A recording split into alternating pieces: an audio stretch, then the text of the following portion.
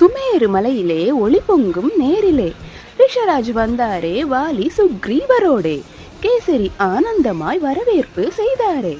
அரண்மனை முழுதுமே ஆனந்தம் நிறைந்ததே. அந்த சமயத்திலே வானம் திறந்ததிலே தெய்வங்களுக்கெல்லாம் தலைவன் இந்திரன் தோன்றினானே.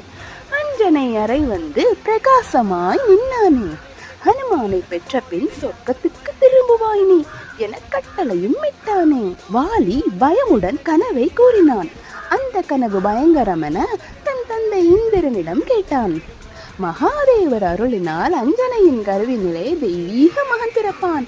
அந்த மகனுக்கும் முன்கனவுக்கும் சம்பந்தங்கள் பல உண்டு. மறுபக்கம் ஜாம்பவந்தர் வந்தாரே ஆசியும் வழங்கினாரே. இந்த பிள்ளை வானர குலத்திற்கே பெருமை சேர்ப்பான் என செய்தியும் கூறினார்.